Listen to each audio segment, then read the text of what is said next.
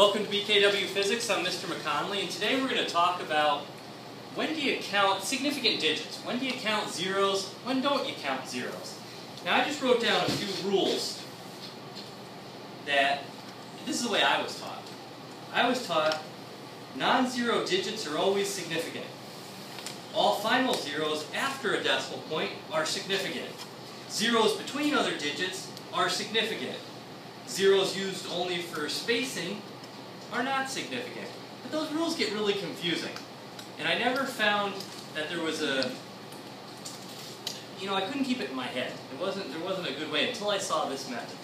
So, if you bear with my horrible art skills, I'm going to draw the United States of America, which looks something like that. Okay? That's Florida. This is the Atlantic Ocean.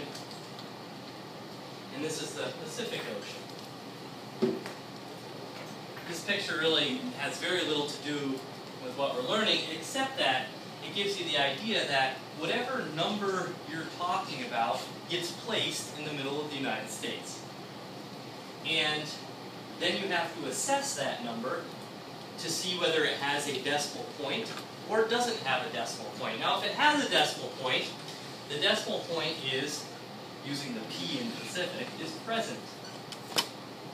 If it doesn't have a decimal point, using the A of Atlantic, it's absent. That's the only thing these Atlantic-Pacific words really stand for, is to remind you of present or absent. So, what you do is you place the number here in the middle, and then you start counting from the appropriate side. So let's say there is no decimal point, like the number 18600. There's no decimal point. The decimal point is absent. So I'm thinking of the number being placed there, and then what I'm doing is I'm starting my counting from this side. Now the only rule is you need to start counting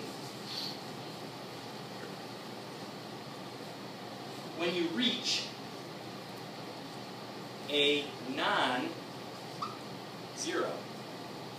So, I start from this Atlantic side, and I start looking. I'm not going to count that because it's a zero. I'm not going to count that because it's a zero. 1, 2, 3. So I would say that this has 3 significant digits. This method is kind of cool because it's only got one rule. So let's do another example. Say I had the number 0.0026. So you ask yourself the most basic question: is the decimal absent or present? And you all say present. Okay, so you're okay. So you start over here, and the rule says start counting when you reach a non-zero. So I don't count. I don't count. I don't count 1, 2. This has 2 significant digits. Want to do one more example? How about an example where